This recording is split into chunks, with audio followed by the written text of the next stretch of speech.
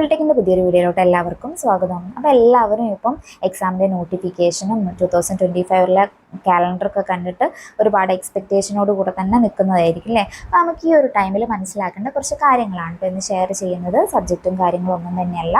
അപ്പോൾ നിങ്ങൾ ഇപ്പം കുറേ ഗ്യാപ്പിന് ശേഷമാണ് എക്സാമിന് വേണ്ടിയിട്ട് പ്രിപ്പയർ ചെയ്യുന്നത്, അല്ലെങ്കിൽ ഇപ്പം ക്ലാസ് കഴിഞ്ഞ് ഇറങ്ങിയവരാണെങ്കിലൊക്കെ നിങ്ങൾക്ക് മൊത്തത്തിലൊരു ഐഡിയ ഉണ്ടാവില്ല അല്ലേ, എങ്ങനെയാണ് PSC എക്സാംസ് വരുന്നത്, അല്ലെങ്കിൽ നിങ്ങൾ എങ്ങനെ ഇതിനെ ഫേസ് ചെയ്യണം, ഏതൊക്കെ സബ്ജക്റ്റാണ് നമുക്കുള്ളത് എന്നുള്ളത്. ഇപ്പോൾ നിങ്ങൾ ഓരോ ഇയറിലായിട്ടും ഓരോ സെമിസ്റ്ററിലായിട്ടും പഠിച്ചിറങ്ങിയത് മൊത്തത്തിലൊന്ന് നിങ്ങൾ അനലൈസ് ചെയ്ത് വെച്ചെങ്കിലാണല്ലേ നിങ്ങൾക്ക് മൊത്തത്തിൽ അതിൻ്റെ ഒരു പിക്ചർ കിട്ടുള്ളൂ. എന്നിട്ട് നിങ്ങൾ പഠിക്കാൻ തുടങ്ങുകയാണെങ്കിൽ നിങ്ങൾക്ക് അതിനനുസരിച്ചൊരു ടൈം ടേബിൾ പ്രിപ്പയർ ചെയ്യാൻ പറ്റും. കറക്റ്റ് നിങ്ങൾക്കൊരു ഷെഡ്യൂൾ ചെയ്ത്, ഇപ്പോൾ നിങ്ങൾക്കൊരു 5 മാസമാണെങ്കിൽ ആ ഒരു 5 മാസത്തിൻ്റെ ഉള്ളിൽ നിങ്ങൾക്ക് ടഫ് സബ്ജക്റ്റ് വേറെ ഡിവൈഡ് ചെയ്ത്, അതുപോലെ തന്നെ ഈസി സബ്ജക്റ്റ് വേറെ ഡിവൈഡ് ചെയ്ത് നിങ്ങൾക്ക് പഠിച്ച് വേഗം കംപ്ലീറ്റ് ചെയ്യാൻ പറ്റും അല്ലേ. അപ്പോൾ നമുക്ക് ഓരോന്ന് എന്തൊക്കെയാണ് എക്സാം ബേസ് ചെയ്തിട്ട് നോക്കേണ്ടതെന്നുള്ളതും നിങ്ങൾ ശ്രദ്ധിക്കേണ്ട കുറച്ച് കാര്യങ്ങളും, പിന്നെ നമ്മളെ സബ്ജക്റ്റും സിലബസ് നമുക്കിപ്പോൾ ഗ്രേഡ് 1 ആണെങ്കിലൊന്നും തന്നെ കറക്റ്റ് സിലബസ് വന്നിട്ടില്ല അല്ലേ. അപ്പോൾ നിങ്ങൾ പഠിക്കുന്ന സമയത്ത് മൊത്തം പഠിക്കുക. ഈ ലെവലിൽ ഒരുപാട് കാൽക്കുലേഷൻസ് വെച്ചിട്ട് പഠിക്കണം എന്നല്ല. നിങ്ങളിപ്പോൾ ഗ്രേഡ് 1 വരെയുള്ള എക്സാമാണ് ഫോക്കസ് ചെയ്യുന്നതെങ്കിൽ അപ്പോൾ നിങ്ങൾ സബ്ജക്റ്റ് വൈസ് ഇപ്പോൾ ഇന്ന് മുതൽ നിങ്ങൾ പഠിച്ചു തുടങ്ങുക. നമുക്ക് പഠിക്കുന്ന സമയത്ത് ഒരു സ്റ്റഡി പാറ്റേൺ വേണം അല്ലേ. അപ്പോൾ എന്താണ് സ്റ്റഡി പാറ്റേൺ? നിങ്ങളൊരു കറക്റ്റ് ഒരു പാറ്റേണിൽ പഠിച്ചു പോയില്ലെങ്കിൽ എന്തായാലും നിങ്ങൾക്ക് ആ ഒരു ഡ്രീമിലേക്ക് എത്തുന്ന സമയത്ത് കുറച്ച് അതിൻ്റേതായിട്ടുള്ളൊരു ഡിലേ വരും അല്ലേ. നിങ്ങൾക്ക് ഒരുപാട് ഇയറായിട്ട് എക്സാമിന് ട്രൈ ചെയ്യുന്നവരാണെങ്കിൽ അവർക്ക് അറിയണ്ടാവും അല്ലേ എന്തുകൊണ്ടാണ് നിങ്ങൾക്ക് കിട്ടാഞ്ഞത്, അല്ലെങ്കിൽ നിങ്ങൾ ലിസ്റ്റിൽ കയറാഞ്ഞതെന്ന് ആലോചിക്കുമ്പോൾ നിങ്ങൾക്ക് തന്നെ മനസ്സിലാവും നിങ്ങൾ ആ ഒരു പ്ലാൻ ചെയ്തതിൽ എവിടെയെങ്കിലുമൊക്കെ ഒരു ഫോൾട്ട് ഉണ്ടാവും അല്ലേ. നിങ്ങൾ കറക്റ്റ് ഒരു പ്ലാൻ ചെയ്ത് കറക്റ്റ് ഒരു ടൈം ടേബിളൊക്കെ വെച്ച് നിങ്ങൾ പഠിക്കുകയാണെങ്കിൽ എന്തായാലും നിങ്ങൾക്ക് നിങ്ങളെ എയിമിലേക്ക് കുറച്ചുകൂടെ ഈസി ആയിട്ട് എത്താൻ പറ്റും. അപ്പോൾ നമ്മൾ സ്റ്റഡി പാറ്റേണിൽ ഫസ്റ്റ് നമ്മൾ നോക്കേണ്ടത് സബ്ജക്റ്റ് വൈസ് സ്റ്റഡി തന്നെയാണ് കേട്ടോ. നിങ്ങളിപ്പം എത്ര പഠിച്ച് കഴിഞ്ഞവരാണെങ്കിലും നിങ്ങൾ പഠിച്ചുകൊണ്ടിരിക്കുന്നവരാണെങ്കിലും, അപ്പം ഞാൻ ഇനിയിപ്പം നെക്സ്റ്റ് ഇതിൽ തന്നെ ഓരോ സബ്ജക്റ്റ് ഏതൊക്കെയാണ് നമ്മൾ പറയാം. അപ്പം ആ ഓരോ സബ്ജക്റ്റ് ഞാനിപ്പോൾ പറയുന്ന കാര്യങ്ങൾ മൊത്തം ഒരു പേജിലേക്ക് എഴുതി വെച്ചിട്ട് അത് ഓരോ സബ്ജക്റ്റ് വൈസായിട്ട് തന്നെ നിങ്ങൾ പഠിക്കുക. ഞാൻ പഠിക്കുന്ന സമയത്ത് ഒരു ദിവസം 2-3 സബ്ജക്റ്റ് നിങ്ങൾക്ക് മിക്സ് ചെയ്തിട്ട് പഠിക്കാം. ഇപ്പോൾ ഓട്ടോക്കേഡ് ആണെങ്കിൽ കുറച്ചാണല്ലേ പഠിക്കാനുള്ളത്, പക്ഷേ ഒരു ദിവസം ഫുൾ ഓട്ടോക്കേഡ് പഠിക്കുന്ന സമയത്ത് നിങ്ങൾക്ക് പഠിക്കാൻ പറ്റിയില്ല എന്ന് വിചാരിച്ചു. അപ്പോൾ നിങ്ങൾക്ക് എന്താക്കാം, ഓട്ടോക്കേഡ് പ്ലസ് വേണമെങ്കിൽ എസ്റ്റിമേഷനിൽ തന്നെ ചെറുതായിട്ടുള്ള പ്രോബ്ലംസൊക്കെ നമുക്ക് എന്തായാലും നോക്കണം. ഗ്രേഡ് 1 വരെ ആണെങ്കിലും അപ്പം ആ ഒരു പ്രോബ്ലംസിൻ്റെ സെക്ഷൻ, അല്ലെങ്കിൽ എഞ്ചിനീയറിംഗ് മെക്കാനിക്സ് അല്ലേ, അങ്ങനെ 2-3 സബ്ജക്റ്റ്, അല്ലെങ്കിൽ സർവേ ഇഷ്ടമുള്ളവരാണെങ്കിൽ സർവേ, പിന്നെ നിങ്ങൾക്ക് RCC കുറച്ച് ടഫാണെങ്കിൽ RCC പ്ലസ് വേണമെങ്കിൽ നിങ്ങൾക്ക് ബിൽഡിംഗ് കൺസ്ട്രക്ഷനോ, നിങ്ങൾ കുറേ ആയിട്ട് എല്ലാവരും പഠിക്കുന്ന ഒരു ഏരിയ തന്നെയായിരിക്കില്ല ബിൽഡിംഗ് മെറ്റീരിയൽ, ബിൽഡിംഗ് കൺസ്ട്രക്ഷനൊക്കെ വേണമെങ്കിൽ ഇങ്ങനെ ഈ ഒരു 3 സബ്ജക്റ്റ് മിക്സ് ചെയ്തിട്ട് നിങ്ങൾക്ക് പഠിക്കാം. പക്ഷേ എങ്ങനെ പഠിക്കുകയാണെങ്കിൽ ഫസ്റ്റ് നിങ്ങൾ ആ ഒരു സബ്ജക്റ്റ് കംപ്ലീറ്റ് പഠിച്ച് തീർക്കണം. നമ്മൾ തന്നിട്ടുള്ള എല്ലാ സബ്ജക്റ്റും പഠിച്ച് തീർത്തിട്ട് വേണം നെക്സ്റ്റ് സ്റ്റെപ്പിലേക്ക് വരാൻ അല്ലേ. നമ്മൾ ഫസ്റ്റ് സബ്ജക്റ്റൊക്കെ ഇതുപോലെ സബ്ജക്റ്റൊക്കെ നമ്മളിപ്പോൾ ഫസ്റ്റ് കവർ ചെയ്തു. അപ്പോൾ മാക്സിമം കവർ ചെയ്യാൻ നോക്കുക കേട്ടോ. അപ്പോൾ നിങ്ങളുടെ അടുത്ത് ഓൾറെഡി നിങ്ങൾ കോളേജ് കഴിഞ്ഞിട്ട് ഇറങ്ങിയ ആ നോട്ട്സാണ് നിങ്ങളുള്ളതെങ്കിൽ അത് വെച്ചിട്ട് ജസ്റ്റ് ആദ്യം ഒന്ന് സബ്ജക്റ്റ് വൈസ് കവർ ചെയ്യാം. എന്നിട്ട് പിന്നെ നെക്സ്റ്റ് നിങ്ങൾ ചെയ്യേണ്ട കാര്യം എന്ന് പറഞ്ഞാൽ പ്രീവിയസ് ഇയർ ക്വസ്റ്റ്യൻ വർക്കൗട്ട് ചെയ്യാം. മാക്സിമം എത്ര പ്രീവിയസ് ഇയർ ക്വസ്റ്റ്യൻ കിട്ടുമോ അത്രയും നിങ്ങൾ വർക്ക് ചെയ്യുക. അപ്പോൾ നിങ്ങൾക്ക് ഒരുപാട് ഗൈഡ്സൊക്കെ കിട്ടും അല്ലേ, പ്രീവിയസ് ഇയർ ക്വസ്റ്റ്യൻ വിത്ത് ഡീറ്റെയിൽഡ് സൊല്യൂഷൻ എന്ന് പറഞ്ഞിട്ട്. മാക്സിമം വാങ്ങുമ്പോൾ അങ്ങനത്തെ ബുക്ക് വാങ്ങുക. കാരണം നിങ്ങൾക്ക് ഓരോ ക്വസ്റ്റ്യനും അത് റിലേറ്റ് ചെയ്തിട്ടുള്ള ഏരിയാസും പഠിക്കുന്നതായിരിക്കും നന്നാവുക. നിങ്ങളിപ്പോൾ ഒരു ക്വസ്റ്റ്യൻ പഠിക്കുകയാണെങ്കിൽ ആ ഒരു ക്വസ്റ്റ്യനിൽ ഇപ്പോൾ 4 ഓപ്ഷൻ ഉണ്ടാവും അല്ലേ. അപ്പോൾ 4 ഓപ്ഷനിലും ഒരു ഓപ്ഷൻ നിങ്ങൾക്ക് അറിയുന്നതാണെങ്കിൽ ആ ഒരു അറിയുന്ന ഓപ്ഷൻ റിലേറ്റ് ചെയ്തിട്ടുള്ള കുറച്ച് കാര്യങ്ങളും ബാക്കി 3 ഓപ്ഷനിലുള്ള കാര്യങ്ങളും കൂടെ മനസ്സിലാക്കുകയാണെങ്കിൽ അപ്പോൾ നിങ്ങൾക്ക് ഒരു ക്വസ്റ്റ്യനിൽ തന്നെ എത്ര കാര്യങ്ങൾ കിട്ടിയില്ലേ. അപ്പം അതേ രീതിയിൽ പഠിച്ചു പോകുന്നതായിരിക്കും നല്ലത്. ഇപ്പോൾ നിങ്ങളുടെ അടുത്തുള്ള നോട്ട് വെച്ചിട്ട് നിങ്ങൾ എല്ലാ സബ്ജക്റ്റും കംപ്ലീറ്റ് ആയിട്ടില്ല എന്ന് വിചാരിച്ചാൽ പഠിക്കാൻ. അപ്പോൾ നിങ്ങൾ മാക്സിമം നിങ്ങളുടെ അടുത്തുള്ള കാര്യങ്ങളൊക്കെ കംപ്ലീറ്റ് ചെയ്തിട്ട്, ഇപ്പോൾ നിങ്ങൾ അല്ലെങ്കിൽ ഏതെങ്കിലും ഒരു കോഴ്സ് എടുത്ത് നിങ്ങൾ കംപ്ലീറ്റ് ചെയ്തതാണെങ്കിൽ അപ്പോൾ നിങ്ങൾക്ക് അതിലും ചിലപ്പം പറയാത്ത കാര്യങ്ങളുണ്ട്. അപ്പോൾ നിങ്ങൾ ഈ ഒരു പ്രീവിയസ് ഇയർ ക്വസ്റ്റ്യൻ വർക്കൗട്ട് ചെയ്യുന്ന സമയത്ത് നമ്മൾ അതിനെക്കുറിച്ച് സെർച്ച് ചെയ്യും അല്ലേ, ഇതെന്താണ് ആൻസർ, ഈ ഒരു 4 ഓപ്ഷൻ്റെ ഡീറ്റെയിൽഡ് നിങ്ങൾ അതിൻ്റെ പിറകെ തന്നെ പോകണം. എന്നിട്ട് ഇപ്പോൾ നിങ്ങൾക്ക് യൂട്യൂബിൽ തന്നെ നോക്കുകയാണെങ്കിൽ ഒരുപാട് നമ്മളെ സബ്ജക്റ്റ് വൈസ് സിവിൽ എഞ്ചിനീയറിങ്ങിൻ്റെ കോച്ചിങ്ങിൻ്റെ വീഡിയോസ് ഉണ്ട് അല്ലേ. അപ്പോൾ നിങ്ങൾക്ക് ആവശ്യമുള്ളപ്പോൾ എന്തെങ്കിലും ഇപ്പോൾ നിങ്ങൾ സ്റ്റോണിനെ കുറിച്ചാണ്, സ്റ്റോണിൻ്റെ ക്ലാസിഫിക്കേഷനെ കുറിച്ചാണ് നോക്കുന്നതെങ്കിൽ, ഒന്നാണ് നിങ്ങൾക്ക് അറിയുന്നതെങ്കിൽ, എന്തെങ്കിലും ഡൗട്ട് ഉണ്ടെങ്കിൽ ഡിഫറെൻറ്റ് ടൈപ്സ് ഓഫ് സ്റ്റോണിൻ്റെ ക്ലാസിഫിക്കേഷൻ, ജിയോളജിക്കൽ, സെഡിമെൻ്ററി ക്ലാസിഫിക്കേഷൻ, അങ്ങനെ പറഞ്ഞിട്ട് കുറേ ക്ലാസിഫിക്കേഷൻ ഒക്കെ വരുന്നുണ്ട് അല്ലേ. അപ്പോൾ നിങ്ങൾ അതിനെക്കുറിച്ച് സെർച്ച് ചെയ്യുക. അല്ലെങ്കിൽ ഇപ്പോൾ ബിൽഡിംഗ് ബൈ ലോസ് അല്ലേ, ബിൽഡിംഗ് ബൈ ലോസിനെ കുറിച്ചാണെങ്കിൽ അതിലിപ്പോൾ എന്താണ് പ്ലാനിംഗ് എന്ന് പറഞ്ഞിട്ടുള്ളത്, പ്ലാനിങ്ങിൽ വരുന്ന എന്തൊക്കെ കാര്യങ്ങളാണുള്ളത്, അതിലിപ്പോൾ ആസ്പെക്റ്റും റൂമിനസും തമ്മിലുള്ള ഡിഫറൻസ് എന്താണ്, അതൊന്നും നിങ്ങളിപ്പോൾ പഠിച്ചിട്ടില്ല എന്ന് വിചാരിക്കുക. അപ്പോൾ നിങ്ങളൊരു ക്വസ്റ്റ്യനിൽ കണ്ട്, അപ്പം ആ ഒരു ക്വസ്റ്റ്യൻ റിലേറ്റ് ചെയ്ത് നിങ്ങൾ സെർച്ച് ചെയ്ത് പോകുന്ന സമയത്ത് നിങ്ങൾക്ക് ഇത് റിലേറ്റ് ചെയ്തിട്ടുള്ള കുറേ കാര്യങ്ങൾ നിങ്ങൾക്ക് തന്നെ പഠിക്കാൻ പറ്റും. എന്നിട്ട് ഈ പഠിക്കുന്ന കാര്യങ്ങൾ ജസ്റ്റ് ഇങ്ങനെ വായിച്ച് പോവുകയല്ല ചെയ്യേണ്ടത്. നിങ്ങൾ ഇതിനേക്കൊരു ബുക്ക് മാറ്റി വെക്കുക. നിങ്ങൾ പ്രീവിയസ് ഇയർ ക്വസ്റ്റ്യൻ വർക്കൗട്ട് ചെയ്യുന്ന സമയത്ത്, അല്ലെങ്കിൽ നിങ്ങൾ പ്രീവിയസ് ഇയർ ക്വസ്റ്റ്യൻ വർക്കൗട്ട് ചെയ്യുന്ന സമയത്ത് സബ്ജക്റ്റ് വൈസ് നിങ്ങൾ ഓരോ ബുക്സ് എഴുതുന്നുണ്ടാവുമല്ലോ, ആ സബ്ജക്റ്റ് വൈസ് ബുക്കിൽ കുറച്ച് പേജ് ബാക്കിൽ ലാസ്റ്റ് ബാക്കി വെക്കുക. എന്നിട്ട് അതിൽ നിങ്ങൾ ക്വസ്റ്റ്യൻ വർക്കൗട്ട് ചെയ്യുമ്പോൾ കിട്ടുന്ന ഡൗട്ടും അതിൻ്റെ ക്ലിയർ ചെയ്ത് കിട്ടുന്ന കുറേ ഏരിയാസ് ഉണ്ടാവുമല്ലോ, അതും ആ നോട്ടിൻ്റെ പിറക്കിൽ എഴുതി വെക്കുക. അപ്പോൾ നിങ്ങൾക്ക് ഒരു സബ്ജക്റ്റിൻ്റെ ബുക്കിൽ തന്നെ നിങ്ങൾ ക്ലാസ് നോട്ടായിട്ട് ഫ്രണ്ടിലും ഉണ്ടാവും, ബാക്കിൽ നിങ്ങൾ ക്വസ്റ്റ്യൻ പേപ്പർ വർക്കൗട്ട് ചെയ്യുന്നതിൻ്റെ നിങ്ങൾക്ക് എക്സ്ട്രാ കിട്ടുന്ന പോയിൻറ്റ്സ് ഉണ്ടാവും അല്ലേ. അപ്പോൾ നിങ്ങൾ കുറച്ചുകൂടി ഒരു ബെറ്റർ വേർഷനിലേക്ക് മാറിക്കൊണ്ടിരിക്കുകയാണ് അല്ലേ. പിന്നെ നമ്മൾ ലാസ്റ്റ് ചെയ്യേണ്ട ഒരു കാര്യം എന്ന് പറഞ്ഞു കഴിഞ്ഞാൽ മോക്ക് ടെസ്റ്റും റിവിഷനും അല്ലേ. നമ്മളിപ്പം പ്രീവിയസ് ഇയർ ക്വസ്റ്റ്യൻ വർക്കൗട്ട് ചെയ്യാന്ന് പറഞ്ഞു കഴിഞ്ഞാൽ നമ്മളിപ്പോൾ ഒരു ക്വസ്റ്റ്യൻ എടുക്കുക, ഇപ്പം അതിൻ്റെ നമ്മൾ പറഞ്ഞു അല്ലേ, ഓൾറെഡി പറഞ്ഞു കഴിഞ്ഞാൽ ഓരോ ക്വസ്റ്റ്യൻസും അതിൻ്റെ ഏരിയാസും കവർ ചെയ്യുക. എന്നിട്ട് ഇത് ചെയ്തതിന് ശേഷം നമ്മളിങ്ങനെ കറക്റ്റ് ഒരു ടൈം വെച്ച് മോക്ക് ടെസ്റ്റ് അറ്റൻഡ് ചെയ്ത് നോക്കുക. മോക്ക് ടെസ്റ്റ് അറ്റൻഡ് ചെയ്യുന്ന സമയത്ത് അതിൻ്റെ കൂടെ തന്നെ നിങ്ങൾ റിവിഷനും ചെയ്യുക അല്ലേ. മോക്ക് ടെസ്റ്റ് അറ്റൻഡ് ചെയ്ത് നിങ്ങളിപ്പോൾ ഇത്ര മാർക്ക് കിട്ടുകയാണെങ്കിൽ അപ്പോൾ നിങ്ങൾക്ക് നിങ്ങളൊരു ലെവൽ മനസ്സിലാവും അല്ലേ. പിന്നെ നിങ്ങൾ ഈ ഇപ്പം ഒരു ദിവസം നിങ്ങളിപ്പോൾ ആഴ്ചയിൽ ഒരു 5 ദിവസം പഠിക്കേണ്ടിയിട്ടും, പിന്നെ അതിലിപ്പം 6ാമത്തെ ദിവസം നിങ്ങൾ റിവിഷന് വേണ്ടിയിട്ട് വെക്കുക, പിന്നെ മോക്ക് ടെസ്റ്റിന് വേണ്ടിയിട്ട് വെക്കുക. അപ്പം ഒരു ദിവസത്തെ തന്നെ നിങ്ങൾക്കൊരു ഹാഫ് ഡേ റിവിഷനായിട്ടും ഹാഫ് ഡേ മോക്ക് ടെസ്റ്റിന് വേണ്ടിയിട്ടും മാറ്റി വെക്കാൻ പറ്റും അല്ലേ. ഇതെല്ലാം നിങ്ങൾ വർക്ക് ചെയ്യുന്നവരാണെങ്കിൽ, ഇപ്പം ഹൗസ് വൈഫ് ആണെങ്കിലൊക്കെ തന്നെ നിങ്ങൾക്ക് നിങ്ങളതായിട്ടുള്ള രീതിയിലൊന്ന് ടൈം മാനേജ് ചെയ്യാം. നിങ്ങളിപ്പോൾ രാവിലെ എണീച്ചിട്ട് പറ്റുകയാണെങ്കിൽ ഇപ്പോൾ ഒരു 4 മണി 5 മണിക്കൊക്കെ എണീക്കുകയാണെങ്കിൽ നിങ്ങൾക്ക് ചിലപ്പോൾ ഇപ്പോൾ ഒരു 6 മണിക്ക് ശേഷം വീട്ടിൽ തന്നെ ജോബ് ഉണ്ടാവും അല്ലേ. അപ്പം പറ്റുകയാണെങ്കിൽ ഒരു 4 മണിക്കൊക്കെ പറ്റുകയാണെങ്കിൽ എണീച്ച് 5 മണി മുതൽ 6 മണി വരെ നിങ്ങൾ പഠിക്കുക അല്ലേ. ഇതുപോലെ നിങ്ങൾ ആഴ്ചയിൽ ഒരു 5 ദിവസം പഠിച്ചിട്ട് പിന്നെ ബാക്കിയുള്ളൊരു ശനിയാഴ്ച എന്ന് പറഞ്ഞാൽ നിങ്ങൾ പറ്റുകയാണെങ്കിൽ ഒരു രാവിലെ 1 മണിക്കൂർ ഒരു മോക്ക് ടെസ്റ്റിന്, നമുക്ക് മാക്സിമം 1 മണിക്കൂർ കൊണ്ട് അറ്റൻഡ് ചെയ്യാൻ പറ്റില്ല. നിങ്ങൾ വർക്കൗട്ട് ചെയ്യുന്നതിനനുസരിച്ച് നിങ്ങൾക്ക് അറിയാൻ പറ്റും. നമ്മൾ അത്ര അറിയുന്ന ക്വസ്റ്റ്യൻസ് മാത്രം അറ്റൻഡ് ചെയ്യുക, നെഗറ്റീവ് ക്വസ്റ്റ്യൻസ് ഇല്ലാണ്ട് നിങ്ങൾ അറിയുന്നത് ക്വസ്റ്റ്യൻ മാത്രം വർക്കൗട്ട് ചെയ്യുന്ന സമയത്ത് നിങ്ങൾക്ക് പെട്ടെന്ന് തന്നെ എക്സാം എഴുതി കഴിയാൻ പറ്റില്ല. ആ ഒരു ടൈം വെച്ച് തന്നെ കറക്റ്റ് എക്സാം അറ്റൻഡ് ചെയ്യുക. എന്നിട്ട് ബാക്കിയുള്ള ടൈമിൽ നിങ്ങൾ റിവിഷനും കൂടെ ചെയ്യുക. കറക്റ്റ് വീക്കിലി ഓരോ സബ്ജക്റ്റ് വൈസ് ആണെങ്കിലും, ചിലപ്പോൾ നിങ്ങൾ ആ ഒരു മോക്ക് ടെസ്റ്റ് അറ്റൻഡ് ചെയ്തപ്പോഴായിരിക്കില്ലേ നിങ്ങൾക്ക് ഇന്ന് ഏരിയ എന്നോട് മറന്നു പോയിട്ടുണ്ട്, അപ്പം ആ ഒരു ഏരിയ ജസ്റ്റ് ഒന്ന് റിവൈസ് ചെയ്യാം. ഇത് നിങ്ങൾ വീക്ക്ലി ഓരോ പോർഷൻസ് റിവൈസ് ചെയ്യുന്ന സമയത്ത് നിങ്ങൾ കംപ്ലീറ്റ് എല്ലാ സബ്ജക്റ്റും റിവൈസ് ചെയ്യുന്നുണ്ട് അല്ലേ. നിങ്ങൾ പോലും അറിയാണ്ട് നിങ്ങൾ ഓരോ സബ്ജക്റ്റും റിവൈസ് ചെയ്ത് പോവുകയാണ് ചെയ്യുക.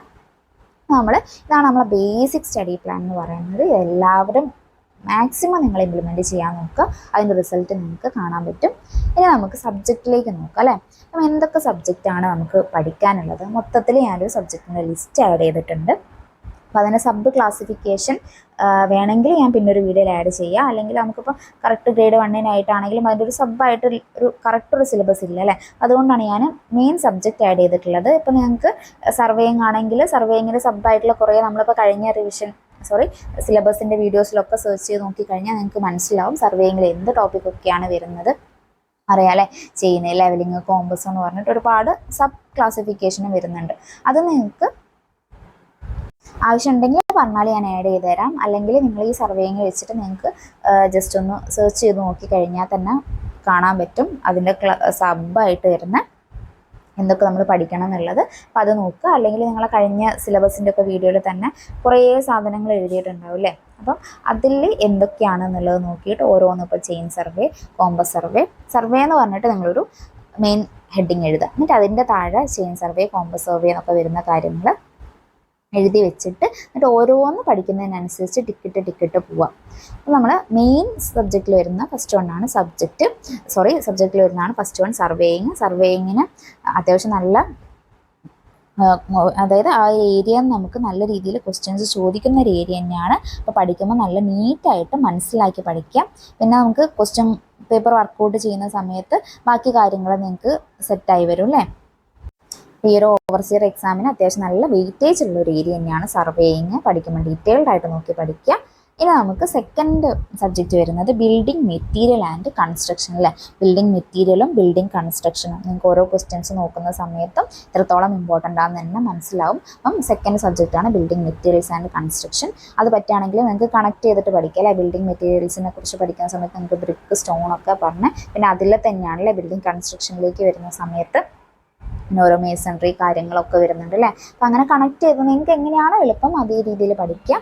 ഒരുപാട് കാര്യങ്ങളുണ്ട് ബിൽഡിംഗ് മെറ്റീരിയൽസിലൊക്കെ ആണെങ്കിൽ നമുക്കിപ്പോൾ ഒരുപാട് മെറ്റീരിയൽസിനെ കുറിച്ച് പഠിക്കാനുണ്ട്. ഫെറസ് മെറ്റൽ അങ്ങനത്തെ കുറേ മെറ്റൽസിൻ്റെ കാര്യങ്ങളെക്കുറിച്ചൊക്കെ പഠിക്കാനുണ്ട്. പിന്നെ പെയിൻറ്റ് ഇതിനെക്കുറിച്ചൊക്കെ പഠിക്കാനുണ്ട് അല്ലേ. അപ്പോൾ അതൊക്കെ ബിൽഡിംഗ് മെറ്റീരിയൽസിന് എഴുതിയിട്ട് അതിൻ്റെ സബ് എഴുതി വെച്ചിട്ട് ഓരോന്ന് പഠിച്ചിട്ടിട്ട് പോവാം. അതിനകത്ത് നോട്ട് ഉണ്ടെങ്കിൽ നിങ്ങളിപ്പോൾ ഒരു നോട്ടിനെ ബേസ് ചെയ്തിട്ട് ഓരോ പോർഷൻസ് എഴുതി വെക്കുക. എന്തൊക്കെയാണ് നിങ്ങൾ ബിൽഡിംഗ് മെറ്റീരിയൽസിൽ പഠിച്ചിട്ടുള്ളത്. എന്നിട്ട് അതൊക്കെ നിങ്ങൾ പഠിക്കുന്നുണ്ടോ എന്ന് കറക്റ്റ് ടിക്ക് ഇട്ടിട്ട് പോകണം. ജസ്റ്റ് നിങ്ങൾ മനസ്സിൽ വെച്ച് കഴിഞ്ഞാൽ നിങ്ങളെ മൈൻഡിൽ നിങ്ങൾ പഠിക്കുന്ന കാര്യങ്ങൾ തന്നെ നിങ്ങളടുത്ത് മറന്നു പോകുന്നുണ്ട് അല്ലേ. അപ്പോൾ നിങ്ങളടുത്ത് പ്ലാൻ ആണെങ്കിൽ നിങ്ങൾ മൈൻഡിൽ വെച്ച് കഴിഞ്ഞാൽ എന്തായാലും കുറച്ച് നിങ്ങൾ വേറെ എന്തെങ്കിലും കാര്യത്തിൽ എൻഗേജ് ആവുന്ന സമയത്ത് മറന്നു പോകാൻ ചാൻസ് ഉണ്ട്. അപ്പോൾ കറക്റ്റ് ഒരു നോട്ട് പാഡിൽ എഴുതി വെച്ചിട്ട് തന്നെ പഠിക്കാൻ ശ്രമിക്കുക.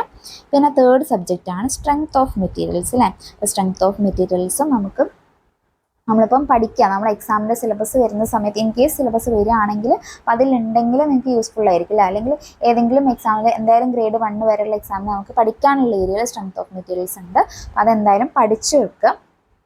അപ്പം നിങ്ങളിപ്പം ഒന്നും പഠിക്കാത്തവരാണെങ്കിൽ ഫസ്റ്റ് നിങ്ങൾ പഠിക്കേണ്ട സബ്ജക്റ്റ് ഏതൊക്കെയാണെന്ന് ഞാൻ പറയാം കേട്ടോ. സബ്ജക്റ്റ് കംപ്ലീറ്റ് പറഞ്ഞു കഴിഞ്ഞിട്ട് ഓക്കെ. അപ്പോൾ തേർഡ് വരുന്നതാണ് സ്ട്രെങ്ത് ഓഫ് മെറ്റീരിയൽസ്. പിന്നെ ഫോർത്ത് വണ്ണാണ് ഫ്ലൂയിഡ് മെക്കാനിക്സ് അല്ലേ. ഫ്ലൂയിഡ് മെക്കാനിക്സും ഇതുപോലെ തന്നെ ഇമ്പോർട്ടൻ്റ് ആയിട്ടുള്ളതാണ്. എല്ലാ സിലബസിലും നമ്മളങ്ങനെ കാണാറില്ലെങ്കിലും നമ്മുടെ സബ്ജക്റ്റിൽ വരുന്നൊരു കാര്യമാണ്. എന്തായാലും പഠിച്ചിരിക്കണം. പിന്നെ നമുക്ക് ഫിഫ്ത്ത് വരുന്ന സബ്ജക്റ്റാണ് പബ്ലിക് ഹെൽത്ത് ആൻഡ് സാനിറ്റേഷൻ അല്ലേ. ഇപ്പോൾ അധിക സിലബസിൽ നമ്മളിപ്പോൾ കാണുന്നുണ്ട് അല്ലേ പബ്ലിക് ഹെൽത്ത് ആൻഡ് സാനിറ്റേഷൻ എൻവയോൺമെൻറ്റിലൊക്കെ.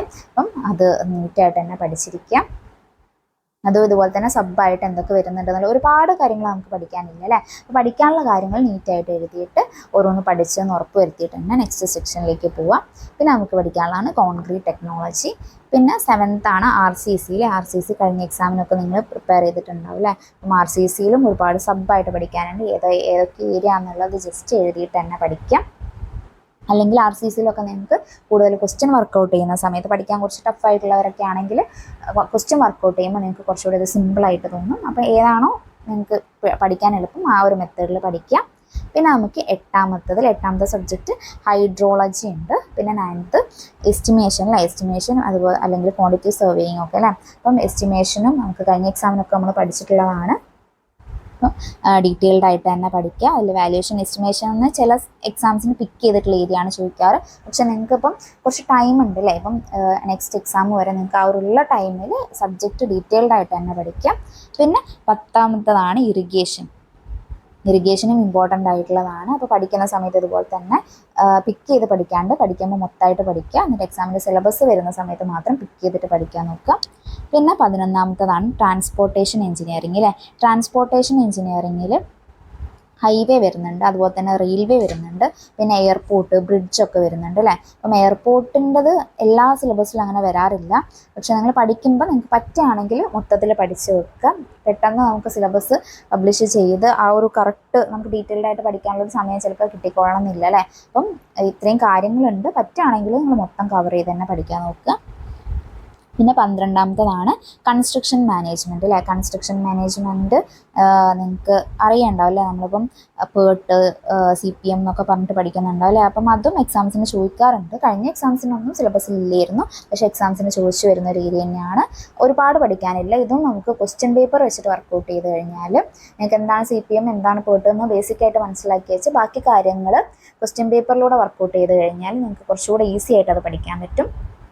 അപ്പം നിങ്ങൾക്ക് ഓരോരുത്തർക്കും പഠിക്കുന്ന മെത്തേഡിൽ വ്യത്യാസം ഉണ്ടാവും കേട്ടോ. ഞാൻ ഒരു കോമൺ ആയിട്ടുള്ളൊരു കാര്യമാണ് പറയുന്നത്. അപ്പോൾ നിങ്ങൾ ഇതിനനുസരിച്ച് എങ്ങനെയാണെന്ന് നോക്കിയിട്ട് നിങ്ങൾ പഠിക്കാൻ നോക്കുക. നിങ്ങൾക്ക് അറിയായിരിക്കില്ല സബ്ജക്റ്റ് എഴുതി കഴിഞ്ഞാൽ നിങ്ങൾക്ക് ഏതാണ് ഈസി നിങ്ങൾക്ക് ഏതാണ് ടഫ് എന്നുള്ളത്. അത് മനസ്സിലാക്കിയിട്ട് നിങ്ങളെ ടൈം ടേബിൾ ചാർട്ട് ചെയ്യുക. പിന്നെ 13ാമത്തെ സബ്ജക്റ്റാണ് എഞ്ചിനീയറിംഗ് ഡ്രോയിങ് അല്ലേ. എഞ്ചിനീയറിംഗ് ഡ്രോയിങ്ങും ഇതുപോലെ തന്നെ ഒരു വൈഡ് ആയിട്ടുള്ള ഒരു ഏരിയ ആണ്. പക്ഷെ നമുക്ക് കുറച്ചുകൂടി ഇൻട്രസ്റ്റിംഗ് ആയിട്ട് പഠിക്കാൻ പറ്റുന്നൊരു കാര്യമാണ് അല്ലേ. അപ്പം ഇതും എഞ്ചിനീയറിംഗ് ഡ്രോയിങ്ങും നിങ്ങൾക്ക് പഠിക്കുന്ന സമയത്ത് ഡീറ്റെയിൽഡ് ആയിട്ട് കംപ്ലീറ്റ് പ്രൊജക്ഷനെ കുറിച്ചാണെങ്കിലും ലൈൻസൊക്കെ എല്ലാ സിലബസിലും അധികം വരുന്നത് തന്നെയാണ്. പ്രൊജക്ഷനും കാര്യങ്ങളൊക്കെ ചിലപ്പം എക്സാമിന് പിക്ക് ചെയ്തിട്ടാണ് ചോദിക്കാറുള്ളത്. അപ്പോൾ നിങ്ങൾ പഠിക്കുമ്പോൾ ഇതുപോലെ തന്നെ ഏരിയ കംപ്ലീറ്റ് പഠിക്കുക. എന്നിട്ട് സിലബസ് വരുന്ന സമയത്ത് മാത്രം പിക്ക് ചെയ്ത് റിവൈസ് ചെയ്യാം. പിന്നെ 14ാമത്തെ സബ്ജക്റ്റാണ് എഞ്ചിനീയറിംഗ് മെക്കാനിക്സ്. എഞ്ചിനീയറിംഗ് മെക്കാനിക്സും ഇതുപോലെ തന്നെ ഇമ്പോർട്ടൻ്റ് ആയിട്ടുള്ളൊരു സബ്ജക്റ്റ് തന്നെയാണ്. എഞ്ചിനീയറിംഗ് മെക്കാനിക്സ് ഒന്നും ഇതുപോലെ നമുക്ക് ഓരോ ഏരിയ പറഞ്ഞിട്ടാണ് നമ്മുടെ അടുത്ത് ചിലപ്പോൾ ചോദിക്കാറ്. പക്ഷേ നിങ്ങൾക്ക് എല്ലാം പഠിച്ചിരിക്കണം. എഞ്ചിനീയറിംഗ് മെക്കാനിക്സ് നിങ്ങൾ പഠിക്കുന്ന കൂടെ തന്നെ ക്വസ്റ്റ്യൻസും വർക്കൗട്ട് ചെയ്ത് കഴിഞ്ഞാൽ നമുക്കത് കറക്റ്റ് കിട്ടും. നമുക്ക് കുറച്ചുകൂടെ മൈൻഡിലേക്ക് സെറ്റായിരിക്കാൻ അതും ഹെൽപ്പ് ചെയ്യും. നിങ്ങൾ തിയറി സബ്ജക്റ്റ് ആയതുകൊണ്ട് കംപ്ലീറ്റ് തിയറി ആയിട്ട് ഇങ്ങനെ പഠിച്ചു പോകുമ്പോൾ നിങ്ങൾക്ക് ചിലപ്പോൾ ഒരു മടുപ്പ് വരാൻ ചാൻസ് ഉണ്ട്. അപ്പോൾ അതിൻ്റെ ഇടയ്ക്ക് നിങ്ങൾ സബ്ജക്റ്റിൻ്റെ കൂടെ തന്നെ ഇതിൻ്റെ same subject wise question work out ചെയ്ത് കഴിഞ്ഞാൽ കുറച്ചുകൂടെ നിങ്ങൾക്ക് സബ്ജക്റ്റ് എളുപ്പമായിട്ട് തോന്നും. അല്ലെങ്കിൽ നിങ്ങൾ തന്നെ പഠിക്കുന്ന സമയത്ത് അതിൽ നിന്ന് ക്വസ്റ്റ്യൻസ് ഉണ്ടാക്കുക. എന്നിട്ട് കുറച്ച് റിവൈസ് ചെയ്യുന്ന സമയത്ത് നിങ്ങൾ അതിൽ ആൻസർ ചെയ്യാൻ പറ്റുമോ നോക്കുക. അപ്പം എങ്ങനെയാണ് ഓരോ മെത്തേഡ്സ് ഞാൻ പറയുന്നുണ്ട്, നിങ്ങൾക്ക് ഏതാണ് എളുപ്പം അതുപോലെ ചെയ്ത് നോക്കുക. പിന്നെ 15ാമത്തെ subject computer and auto CAD അല്ലേ. ഓട്ടോ ക്യാഡൊക്കെ ഇമ്പോർട്ടൻ്റ് ആയിട്ടുള്ളതാണ്. ഇപ്പം 3D ന്നും 2D ന്നും ഒക്കെ ആണെങ്കിലും ഒരുപാട് വെറൈറ്റി ക്വസ്റ്റ്യൻസ് വരുന്നുണ്ട് അല്ലേ. അപ്പോൾ നിങ്ങൾ പഠിക്കുമ്പോൾ മാക്സിമം നിങ്ങൾക്ക് എത്രത്തോളം കിട്ടുമോ അത്രത്തോളം കാര്യങ്ങൾ മനസ്സിലാക്കി പഠിക്കുക. പിന്നെ ക്വസ്റ്റ്യൻസ് വർക്കൗട്ട് ചെയ്തിട്ട് അതിൽ നിന്ന് കിട്ടുന്ന പോയിന്റും കൂടെ ആ ഒരു നോട്ടിലേക്ക് നിങ്ങൾ എഴുതി വെക്കുക. മെയിനായിട്ട് പറയേണ്ട കാര്യം എന്ന് പറഞ്ഞാൽ ഓരോ സബ്ജക്റ്റിനും ഓരോ നോട്ട് നിങ്ങൾ എന്തായാലും വേണം. എല്ലാ സബ്ജക്റ്റും കൂടെ പണ്ട് നിങ്ങൾ ചില ആളുകളൊക്കെ ചിലപ്പം എല്ലാ നോട്ട്സും മുന്നിലൊക്കെ എഴുതി വെക്കില്ല. അങ്ങനെ നിങ്ങൾ എഴുതി കഴിഞ്ഞാൽ നിങ്ങൾക്ക് റിവൈസ് ചെയ്യുന്ന സമയത്തും കുറേ കാലം കഴിഞ്ഞിട്ട് നിങ്ങൾ അല്ലെങ്കിൽ നിങ്ങളിപ്പോൾ ഒരു 2-3 മാസം കഴിഞ്ഞിട്ട് നോക്കുകയാണെങ്കിൽ നിങ്ങൾക്ക് കുറച്ച് അതൊരു ബുദ്ധിമുട്ടായിരിക്കും. പക്ഷെ നിങ്ങൾ എഴുതുന്ന നോട്ട് കുറച്ച് നീറ്റായിട്ട് ഒരു സബ്ജക്റ്റ് ഒരു നോട്ട് എന്നുള്ള രീതിയിൽ എഴുതി വെക്കുകയാണെങ്കിൽ നിങ്ങൾക്ക് തന്നെ അത് ഹെൽപ്പ് ചെയ്യും അല്ലേ.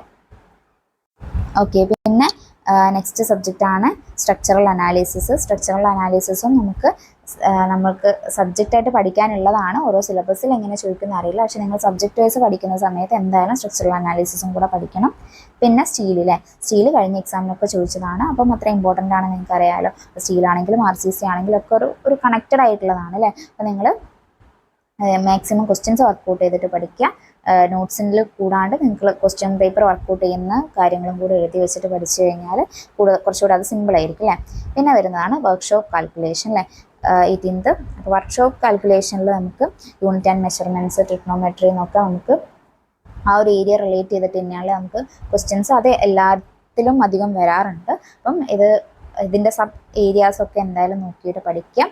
നമുക്കൊരു ഇതുപോലെ നമുക്ക് എക്സാമിൻ്റെ സമയത്തൊക്കെ ആണെങ്കിലും നമ്മൾ പഠിക്കുന്ന സമയത്താണെങ്കിലും മിക്സ് ചെയ്തിട്ട് പഠിക്കാൻ പറ്റുന്ന സബ്ജക്റ്റ് ആണല്ലേ വർക്ക്ഷോപ്പ് കാൽക്കുലേഷൻസ് പറയുന്നത്. അപ്പോൾ നിങ്ങൾ ഒരു തിയറി സബ്ജക്റ്റ് നിങ്ങൾക്ക് ബോറിംഗ് ആയിട്ടുള്ളൊരു സബ്ജക്റ്റ് ഉണ്ടെങ്കിൽ അതിൻ്റെ കൂടെ പ്രോബ്ലമാറ്റിക് ആയിട്ടുള്ളൊരു സബ്ജക്റ്റും കൂടി എടുത്ത് വെച്ച് പഠിക്കുകയാണെങ്കിൽ നമ്മൾ കുറച്ചുകൂടെ മൈൻഡ് വർക്ക് ചെയ്യില്ലേ. നിങ്ങളെ പ്രയോറിറ്റി അനുസരിച്ചിരിക്കും. ഇങ്ങനെ പ്രോബ്ലംസ് എന്ന് പറഞ്ഞു കഴിഞ്ഞാൽ നിങ്ങൾ ചെയ്തു നോക്കുക. ചെയ്യാണ്ടിരുന്ന് കഴിഞ്ഞാൽ നമുക്ക് ചിലപ്പം താല്പര്യം ഇല്ലാത്തവർക്ക് വേണ്ടിയിട്ടാണ്, ചിലപ്പോൾ നമുക്ക് അതിനോട് താല്പര്യം വരണമെന്നില്ല. പക്ഷെ നിങ്ങൾ ചെറിയ സിമ്പിളായിട്ടുള്ള പ്രോബ്ലംസ് ആദ്യം ചെയ്ത് നോക്കുക. ചെയ്ത് പിന്നെ നിങ്ങൾക്ക് അതിനോടൊരു ഇൻട്രസ്റ്റ് വരും. ആ ഒരു ഇൻട്രസ്റ്റ് ഉണ്ടാക്കിയെടുക്കുക കേട്ടോ. ഇല്ലാത്തവരാണെങ്കിൽ പ്രോബ്ലമാറ്റിക് സബ്ജക്റ്റ് ആണെന്ന സമയത്ത് മാറ്റി വെക്കുന്നവരാണെങ്കിൽ ചെറിയ പ്രോബ്ലംസ് ചെയ്തിട്ട് അതിനോട് നിങ്ങൾക്ക് ഇൻട്രസ്റ്റ് ഉണ്ടാക്കിയെടുക്കുക. എന്നിട്ട് നിങ്ങൾ തിയറി സബ്ജക്റ്റിൻ്റെ കൂടെ മിക്സ് ചെയ്തിട്ട് പഠിക്കുകയാണെങ്കിൽ നിങ്ങൾ പ്രൊഡക്റ്റീവായിട്ട് നിങ്ങൾ പഠിക്കുന്ന സമയം നിങ്ങൾക്ക് യൂസ് ചെയ്യാൻ പറ്റും. പിന്നെ ജിയോടെക്കും ഇമ്പോർട്ടൻ്റ് ആണ്, നമ്മുടെ സബ്ജക്റ്റിൽ വരുന്നതാണ്. പക്ഷെ എല്ലാ സിലബസിലും അങ്ങനെ കാണാറില്ല. പക്ഷെ നിങ്ങൾ പഠിക്കുന്ന സമയത്ത് ഇതും കൂടെ സബ്ജക്റ്റിൽ ഇൻക്ലൂഡ് ചെയ്തിട്ട് തന്നെ പഠിക്കണം. പിന്നെ ബിൽഡിംഗ് ബൈ ലോസ് അധികം എക്സാമിന് ചോദിച്ചു വരാറുണ്ട്. അപ്പോൾ നിങ്ങൾ അതിനെക്കുറിച്ച് ഡീറ്റെയിൽഡ് ആയിട്ട് തന്നെ പഠിക്കുക. ഓരോ കാര്യങ്ങളും സമയം എടുത്ത് തന്നെ പഠിക്കുക. അപ്പോൾ ഇത്രയും കാര്യങ്ങളാണ് കേട്ടോ ഞാൻ സബ്ജക്റ്റിൽ ആഡ് ചെയ്തിട്ടുള്ളത്. അപ്പം ഇത് നിങ്ങളൊരു ബുക്കിലേക്ക് എഴുതി വെച്ചിട്ട് പറ്റുകയാണെങ്കിൽ നിങ്ങൾ ഓരോ സബ്ജക്റ്റും ഓരോ പേജിൽ എഴുതിയിട്ട് അതിൻ്റെ ആ ഒരു പേജിൻ്റെ സബ്ബായിട്ട് നിങ്ങൾ ആ സബ്ജക്റ്റ് റിലേറ്റ് ചെയ്തിട്ട് പഠിക്കേണ്ട കാര്യങ്ങൾ എഴുതിയിട്ട് ഓരോന്ന് പഠിച്ച് പോവുക. അപ്പോൾ ഇതാണ് നമ്മളെ സബ്ജക്റ്റിൻ്റെത്. അപ്പോൾ നമുക്ക് ഇതിൽ ഇമ്പോർട്ടൻ്റ് ആയിട്ട് നിങ്ങൾ എന്തായാലും പഠിച്ചിരിക്കണം എന്ന് പറയുന്ന ടോപ്പിക്സ് ഏതൊക്കെയാണെന്ന് പറഞ്ഞാൽ, ഫസ്റ്റ് സർവേയിങ് അത്ര ഇമ്പോർട്ടൻ്റ് ഉള്ളതാണ്, ഒരുപാട് വെയിറ്റേജ് വരുന്നത് തന്നെയാണ്. പിന്നെ അതുപോലെ തന്നെ ബിൽഡിംഗ് മെറ്റീരിയൽസ് ആൻഡ് കൺസ്ട്രക്ഷൻ അതുപോലെ ഇമ്പോർട്ടൻ്റ് ആണ്. പിന്നെ അതുപോലെ തന്നെ എസ്റ്റിമേഷൻ, കോൺക്രീറ്റ് ടെക്നോളജി, പിന്നെ എൻജിനീയറിംഗ് ഗ്രാഫിക്സ്, പിന്നെ ഫ്ലൂയിഡ് മെക്കാനിക്സും സ്ട്രെങ്ത് ഓഫ് മെറ്റീരിയൽസും ഒക്കെ നമ്മളിപ്പോൾ ഗ്രേഡ് 1 ലെവലിലേക്കൊക്കെ വരികയാണെങ്കിൽ ഇതിൽ നിന്നൊക്കെ ക്വസ്റ്റ്യൻസ് വരാൻ ചാൻസ് ഉണ്ട്. അപ്പോൾ നിങ്ങൾ RCC അതൊക്കെ നിങ്ങൾ ഇമ്പോർട്ടൻ്റ് ആയിട്ട് എടുത്ത് പഠിക്കേണ്ട സബ്ജക്റ്റ് തന്നെയാണ്. പിന്നെ നമ്മൾ എഞ്ചിനീയറിംഗ് മെക്കാനിക്സ് ഒക്കെ ആണെങ്കിൽ ക്വസ്റ്റ്യൻസ് വരും. അപ്പോൾ അതിൻ്റെ എത്രത്തോളം വെയിറ്റേജ് ഉണ്ടെന്ന് നമുക്കറിയില്ല അല്ലേ, മിക്സ് ചെയ്തിട്ടൊക്കെ ആയിരിക്കും. പക്ഷെ നമ്മൾ പഠിക്കാൻ കുറച്ചുകൂടി എളുപ്പമാണ് അല്ലേ. അതുപോലെ തന്നെ നമ്മൾ പറയുകയാണെങ്കിൽ കൺസ്ട്രക്ഷൻ മാനേജ്മെൻറ്റ് അല്ലേ, കൺസ്ട്രക്ഷൻ മാനേജ്മെൻറ്റ് നമുക്ക് ക്വസ്റ്റ്യൻ ചോദിക്കുന്ന ഒരു ഏരിയ തന്നെയാണ്.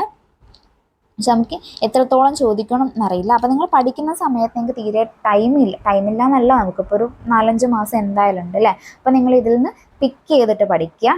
നിങ്ങളിപ്പോൾ തീരെ അറിയാത്ത സബ്ജക്റ്റ് ഒക്കെ ആണെങ്കിൽ സ്റ്റാർട്ടിങ്ങിൽ ജസ്റ്റ് പഠിക്കുക. അപ്പോൾ നമ്മൾ കോൺക്രീറ്റ് ടെക്നോളജി ആണെങ്കിൽ കൺസ്ട്രക്ഷൻ മാനേജ്മെൻറ്റ് ആണെങ്കിൽ നിങ്ങൾ അതിൻ്റെ തിയറി നോക്കുക, ക്വസ്റ്റ്യൻസ് വർക്കൗട്ട് ചെയ്യുക, ചെറിയൊരു ഷോർട്ട് നോട്ട് ഉണ്ടാക്കിയിട്ട് അവിടെ അതായത് ഓവർ ടൈം കൊടുക്കാണ്ട് ഇതേ രീതിയിൽ സിമ്പിളായിട്ട് പഠിച്ച് കവർ ചെയ്ത് പോവുക.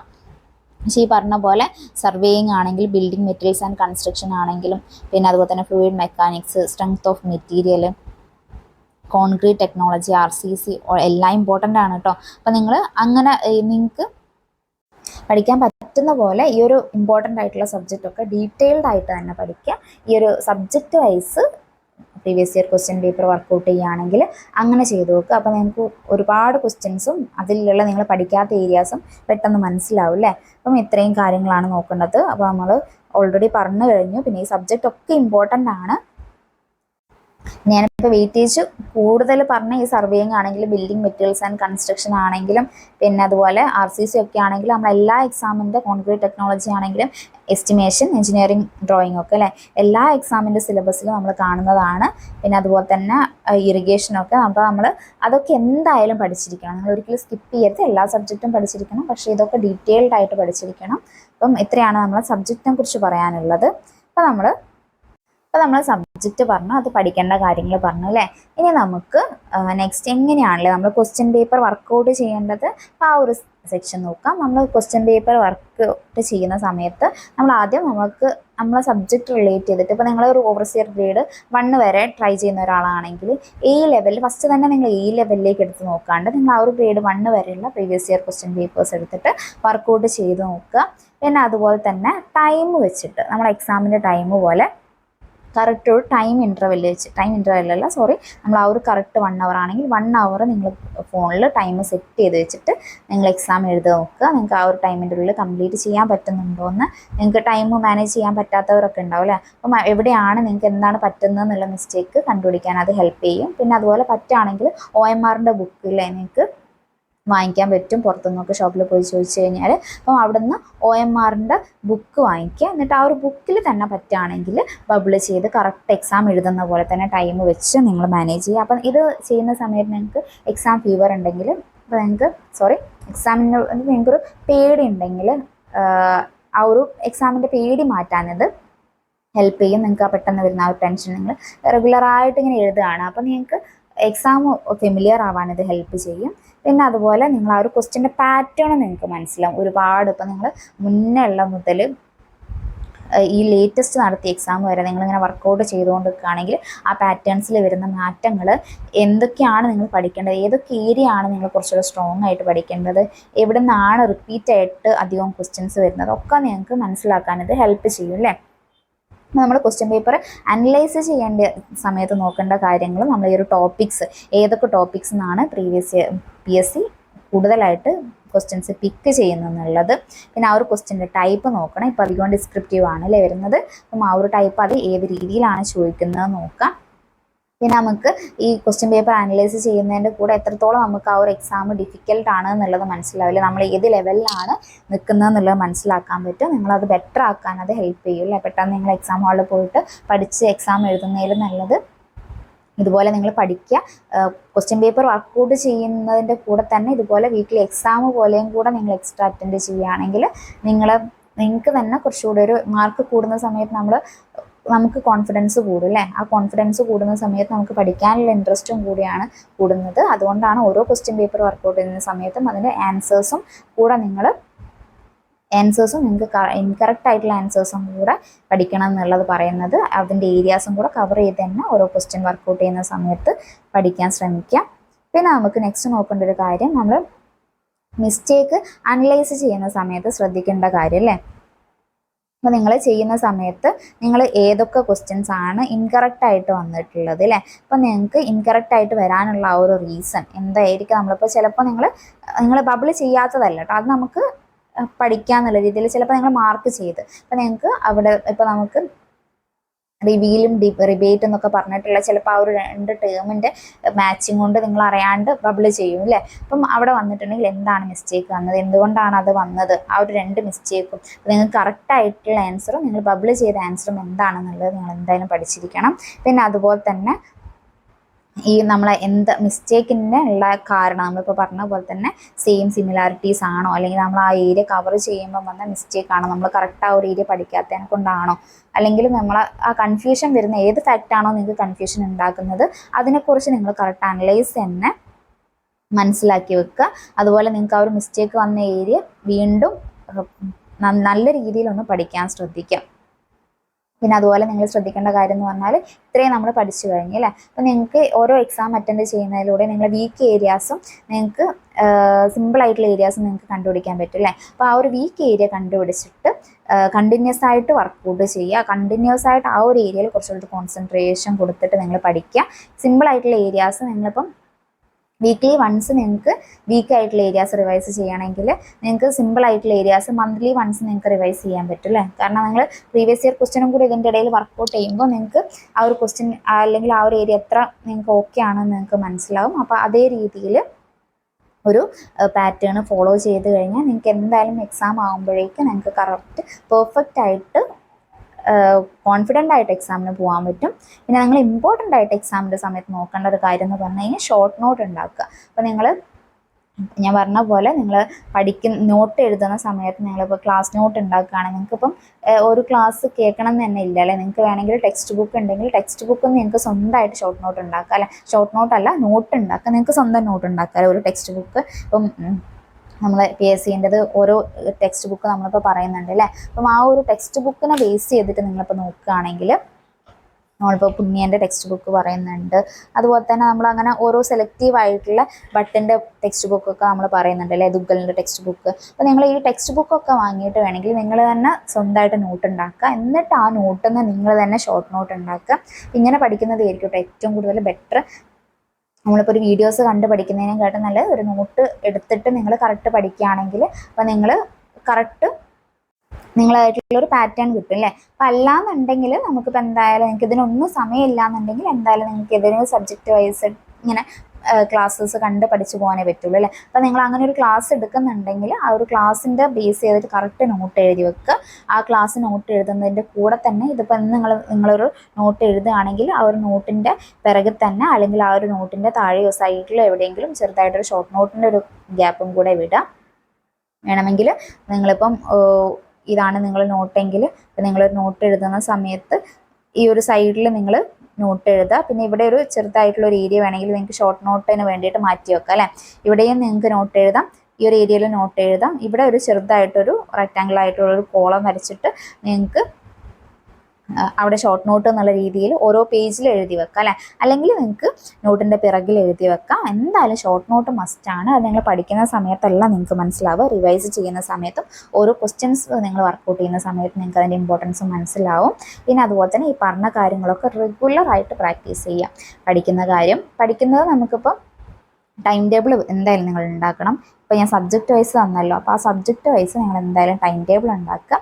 എന്നിട്ട് ആ ടൈം ടേബിൾ വെച്ചിട്ട് നിങ്ങൾ സബ്ജക്റ്റ് പഠിക്കുക. ആ ഒരു സബ്ജക്റ്റ് പഠിക്കുന്നതിൻ്റെ കൂടെ തന്നെ പറ്റുകയാണെങ്കിൽ ഒരു ദിവസം ഇപ്പോൾ നിങ്ങൾ 2 മണിക്കൂർ പഠിക്കുകയാണെങ്കിൽ പിന്നെ 1 മണിക്കൂർ നിങ്ങൾക്ക് എക്സാമിന് വേണ്ടിയിട്ട് മാറ്റി വെക്കുക. പിന്നെ 1 മണിക്കൂർ റിവിഷൻ, ജസ്റ്റ് ഒരു ഡെയിലി ഒരു 4 hours എങ്കിലും മിനിമം നിങ്ങൾ മാറ്റി വെക്കുകയാണെങ്കിൽ നിങ്ങൾക്ക് മാക്സിമം കവർ ചെയ്യാൻ പറ്റും. അത് നിങ്ങൾ പഠിച്ചതിനെ ബേസ് ചെയ്തിരിക്കും അല്ലേ. ഇപ്പം നോർമലി ഇപ്പോഴേ പഠിച്ചുകൊണ്ടിരിക്കുന്ന ഒരാളാണെങ്കിൽ ഈ ഒരു ടൈം മതിയാവും. പക്ഷെ നിങ്ങൾക്ക് ഒന്നും അറിയില്ല എന്നുണ്ടെങ്കിൽ ഒരു ദിവസം നിങ്ങൾക്ക് പറ്റുകയാണെങ്കിൽ മാക്സിമം എത്ര ടൈം നിങ്ങൾക്ക് മാറ്റി വെക്കാൻ പറ്റും അത്രയും ടൈം മാറ്റി വെച്ചാലേ നിങ്ങൾക്ക് ഈ ഒരു ഏരിയ കംപ്ലീറ്റ് കവർ ചെയ്യാൻ പറ്റുള്ളൂ. കാരണം അത്രയും നമുക്ക് പഠിക്കാനുണ്ട്. ഒരു 4-5 മാസം കൊണ്ട് നമുക്കിത് മൊത്തം പഠിച്ച് തീർക്കുക എന്ന് പറയുന്നത് കുറച്ചൊരു ബുദ്ധിമുട്ട് തന്നെയാണ്. അപ്പോൾ നിങ്ങൾ അത്ര എഫേർട്ട് ഇട്ട് പഠിക്കുക തന്നെ വേണ്ടി വരും.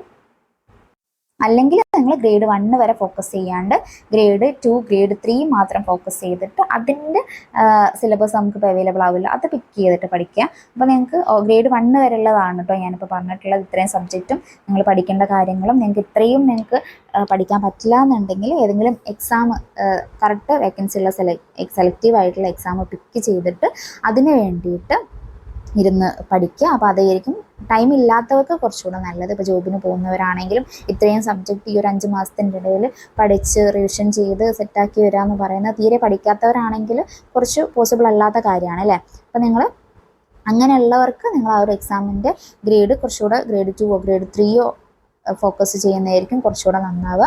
മറിച്ച് നിങ്ങൾക്ക് ടൈം ഉണ്ട്, നിങ്ങൾക്ക് പഠിക്കാൻ പറ്റുന്നുണ്ടെങ്കിൽ, ഇപ്പോൾ നിങ്ങൾക്ക് ഗ്യാപ്പിന് ശേഷം വരുന്നവരാണെങ്കിലും അല്ലെങ്കിൽ നിങ്ങളിപ്പം കഴിഞ്ഞിറങ്ങിയവരാണെങ്കിൽ ഗ്രേഡ് 1 വരെ ഫോക്കസ് ചെയ്യുന്നത് തന്നെയായിരിക്കും നല്ലത്.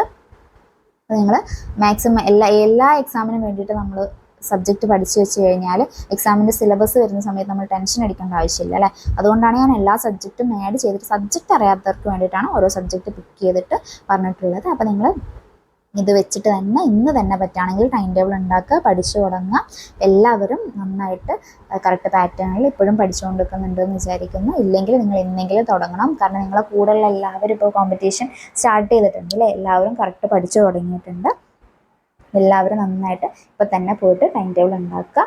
ഓരോ സബ്ജക്റ്റ് ഇപ്പോൾ നിങ്ങൾ കോളേജ് കഴിഞ്ഞ് ഇറങ്ങിയവരാണെങ്കിൽ ഓരോ ബുക്സും കാര്യങ്ങളൊക്കെ എടുത്ത് വെക്കുക. പ്രിൻറ്റഡ് നോട്ട്സ് ആണെങ്കിൽ ആ പ്രിൻറ്റഡ് നോട്ട്സ് എടുത്ത് വെക്കുക. അല്ലെങ്കിൽ നിങ്ങൾക്ക് നോട്ടൊന്നും പ്രിപ്പയർ ചെയ്യാൻ സമയമില്ലെങ്കിൽ നിങ്ങൾക്കിപ്പം ഓരോ കോച്ചിങ് സെൻറ്റേഴ്സിൻ്റെ ഒക്കെ ഹാൻഡ് റിട്ടൺ നോട്ട്സ് ആണെങ്കിലും പ്രിൻറ്റഡ് നോട്ട്സ് ആണെങ്കിലും നിങ്ങൾക്ക് വാങ്ങിക്കാൻ കിട്ടും അല്ലേ. അപ്പോൾ നിങ്ങൾക്ക് അങ്ങനെ വാങ്ങിച്ചിട്ടാണെങ്കിൽ നിങ്ങൾക്ക് ഇത് പഠിക്കാൻ പറ്റും കേട്ടോ. ഇപ്പം ഒന്നും ഇല്ലാത്തവർക്ക് വേണ്ടിയിട്ടാണ് കേട്ടോ ഞാൻ ഓപ്ഷൻ പറഞ്ഞത്. ഇപ്പോഴാണ് ഞാൻ ആലോചിച്ചത്. അപ്പോൾ നിങ്ങൾക്ക് ഇപ്പോൾ ഞാൻ തന്നെ ക്ലാസ് എടുക്കുകയാണെങ്കിൽ ഇത്രയും സബ്ജക്റ്റ് എന്തായാലും ഈ ഒരു ടൈമിൻ്റെ ഉള്ളിൽ എനിക്ക് കംപ്ലീറ്റ് ചെയ്യാൻ പറ്റില്ല എന്നുള്ളത് ഷുവറാണ്. അപ്പോൾ നിങ്ങൾ പറ്റുകയാണെങ്കിൽ ഹാൻഡ് റിട്ടൺ നോട്ടോ പ്രിൻറ്റഡ് നോട്ട്സോ വാങ്ങിച്ചിട്ട് പഠിക്കുന്നത് കുറച്ചുകൂടെ നന്നാവും. അപ്പോൾ നിങ്ങൾക്ക് അതിൽ ഇതുപോലെ സബ്ജക്റ്റ് നിങ്ങൾക്ക് കവർ ചെയ്യാൻ പറ്റും അല്ലേ. സബ്ജക്റ്റ് കവർ ചെയ്തിട്ട് ക്വസ്റ്റ്യൻ പേപ്പർ വർക്കൗട്ട് ചെയ്യുന്ന സമയത്ത് ചിലപ്പം ആ ഒരു ഹാൻഡ് റിട്ടൺ നോട്ട്സിൽ എല്ലാ കാര്യങ്ങളും ഉണ്ടാവണമെന്നില്ല.